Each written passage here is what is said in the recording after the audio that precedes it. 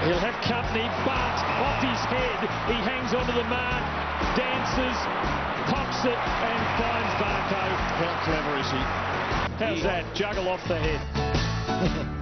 Well, had all the tricks in the book going over the weekend, and he's been good enough to drive down the highway to join us on the couch. Welcome, Stu. Thanks, Jared. Seem to be in great form, personally and the club. How much of a stick did you get from the coach after the events of 7 days prior?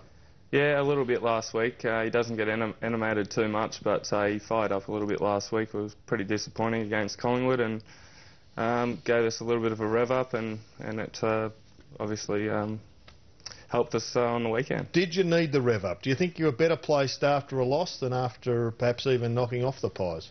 Oh, I think we needed it. He doesn't do it too often, but I think with finals coming up, it was a good time to get into us and make sure we play the right way and we can go into the finals with some form. Steve, 14 goals in a row. In fact, it was 88 points to 1 in one period of football. I can't remember seeing anyone play with that sort of authority this year. Have you played better footy than that? No, I think our midfield really dominated in that second quarter, and like you said before, when we get a roll on, we seem to be able to kick goals pretty quickly.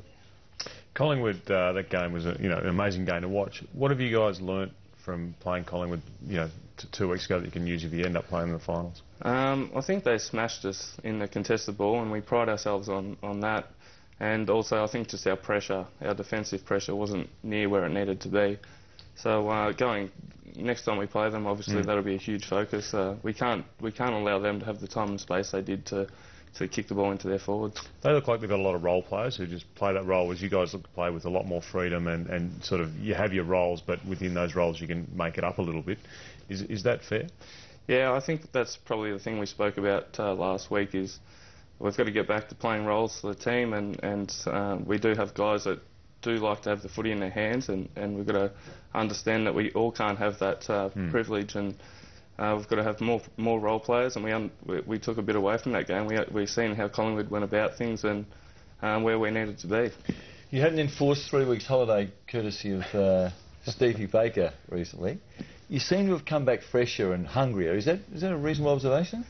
Yeah, I think I needed a bit of a freshen up. My foot was a little bit sore at the time, and obviously broke the hand, so I needed a bit of recovery for that. But it was really good. I was able to get rid of a few niggles and come back and really want to play. What did you think of the match review panel's deliberations? Stevie Baker got 12 years and you got 3 weeks. Yeah, I guess they don't miss too much. If it's on the camera, they pick up on it, and I think my 3 weeks was probably about right. I think they were just love taps. And what about Baker's penalties? What did you think of them? Well, I think they've just got to judge each instance on its merits, and like I said, the cameras don't miss much. Obviously, if you didn't watch the game and you heard that Baker got 9 weeks, you'd probably think that he'd knock me out. But yeah. That said, I reckon out of all the punches thrown in that incident, yours was the one that could have inflicted some serious damage. For mine, you were pretty lucky that you didn't get 6 weeks. When you swung that elbow back, if that had connected, Baker would have ended up at Jollymont. Yeah, but like I said, it was only a love tap, so he got back up and walked off the ground. Did you go into that match knowing he was coming for you, and you had to have a plan to deal with it, a physical plan? I probably didn't expect him to physically do as much as what he done, but you always know that he likes to niggle. That's the way he takes your mind off playing footy, and I expected it to a certain degree, but not to be copping him like around the chin and that area. A few weeks back, probably about 6 or 7 weeks back, we're hearing rumours that Bomber and Gary were at each other a bit and they weren't that happy. Was there any angst in the group back then, or is that just coach-player relationship where the coach has got to be tough on a player at certain times? No, I think their relationship's all right. It's very professional. Gary takes criticism from Bomber really well, and I don't think Gary lets it affect his football. So the playing group doesn't really have any issue with it. Stevie, you hurt your hand that night against... we're watching there. This is the when Gazza looks a bit lost there and nonplussed about what's going on around him. But they're okay, aren't they? The coach and yeah, they talk. I see them talking, out of meetings, and they seem to be fine. Let me take you back to the St Kilda game where you busted your wrist. Now, it looks pretty swollen to me there, and there's a big scar on top of it. Yeah, it's they've put a big plate in there, and it Is it too big, that plate, or not? It looks big. Huh? Can you just show it up to the camera for us so we can have a look? It does limit my movement a little bit. It's as far back as it goes, is it? Yeah, I'm glad it's in there because it's strengthened it. Will they take that out at the end of the year? Yeah, I think you get it taken out after a couple of months. I've got to get while we've got it, Mikey. We see he's got the limitation in his movement. Does it limit you going for hands out in front, as Brian Taylor would love to see? Because I saw you go for a chest mark on the weekend. You missed it, and I just thought to myself, players so gifted as you, why are you taking chest marks? Yeah, the hand feels alright. I probably should have just put the hands out. I'm a believer in that too. If you can mark the ball in your hands, you go and do that before the chest. But you do like taking them there. I mean, Wayne Carey used to like taking them on his chest, didn't he? Yeah, he was pretty good at it. Yeah, he was. Yeah. Obviously, I'm not in that calibre, but no, I do believe in taking the ball in the hands, and at training I always try to do that. While we were talking about bodily parts, upper bodily parts, Jimmy Bartell's back in the sleeveless jumper. I think he wore sleeves for 6 or 7 weeks. Was that a result of the injury when he hurt his elbow? Yeah, he had a pretty sore elbow, I think, and I'm not sure if he was trying to hide it or not, but I think it's starting to feel better, and he played a pretty good game on the weekend. Very strong leadership down at Geelong. You've got a very big leadership group that does a fantastic job. The retirement of Tom Harley, has Cameron Ling just stepped into that role beautifully, and do you miss that leadership of Tom at all, or has it just been spread across all the players? I think the good thing about our leadership group is that there is a good mix of players, and they're all great trainers, great communicators, but Cameron Ling has sort of filled that void. Tom Harley was a great leader, but Lingy's just as good, I think. And what sort of leader is Lingy? Is he a yapper all the time, or is he more reserved and his actions show the way? No, he does do a fair bit of talking, and Lingy knows the game probably better than anyone, so when he needs to communicate anything, the players listen. Gerard's Man Whispers tells me that you might have had a visit from a Richmond player by the name of Daniel Connors, did you? Yeah, I had a coffee with him, but... so that was his instigation? Yeah, he gave me a call and asked if we could catch up and just talk about what I went through when I was suspended back in 2007. And are you pleased with his attitude? Yeah, I've watched quite a few Richmond games since, and I've been really impressed with the way he's gone about it. He looks fit, and he's obviously got a lot of talent. I think Benny Cousins was behind that. Did he talk about the Cousins' influence on him at Richmond? No, he didn't really talk about that. I just sort of spoke about my actions when I was suspended, and I said take away what you want from it, but you know, I didn't sort of tell him what he had to do or didn't have to do. I'm sure he got plenty of guidance from a lot of people. Steve, you're going to be regarded as a great team.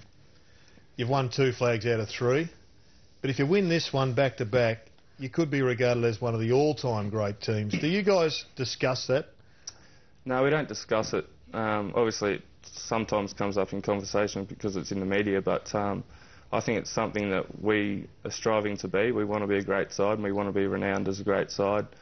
We've got so many competitive people in our team that always are trying to improve and are motivated to win another premiership, so that'd be great. Before you went into the grand final last year, it was off the memories of a game against the Hawks where you had enough shots, but you blew chances. Did you discuss the fact that you don't have celebrations over Norm Smith medals, and you wanted to just clear the way that you were playing for the flag and for the club, not for individual glory? You're talking about last year? Yeah, prior to last year's flag. I'm told you had a meeting and discussed how perhaps the year before there were some signs that people were playing for medals, like a Norm Smith medal, rather than playing for each other. I don't think we had a meeting such as that. We would have had a meeting to just go through what our values are going into the finals, what we feel we can control and improve, but I don't think there was any talk. I think that's just a general rule. You put the team in front of yourself, and you know, you're not out to win individual medals or anything like that. It's the feeling of winning a premiership far outweighs winning a Norm Smith medal. How do you respond when this continual discussion about what might happen to Bomber at the end of next year? Now, my understanding is Bomber said that he wants to finish up at Geelong at the end of 2011. I'd be surprised if he did, but I think he's come out and said that. Bomber's a great coach. I can't understand why he'd want to leave the job. I think he's got a pretty good group of players that will still be there for another 4 or 5 years. We don't actually discuss it as as players, all we really focus on, it's like the Gary Ablett discussion. We only control what we can control, and But you're never tempted to go to Gaz and sort of say, what are you doing? I joke about things all the time because we go out for lunch, and he doesn't give too much away, and I'm one of his closest mates. Travis Varco centred one to you on the weekend. I noticed you went over and gave him a great high 10. He appears to be one of the most improved players so far this season. Yeah, he's had a great year. We always knew that he's going to be a great player, and his improvement this year has probably made us a 2-goal better side, comparing himself to himself last year. And yeah, he's got amazing vision. He's got a good footy brain, so he just takes the game on, plays his role, and it's great to have him out there. Talked about the ruck contest earlier and the ideal ruck setup for Geelong. What do you believe the best ruck setup is coming into the final?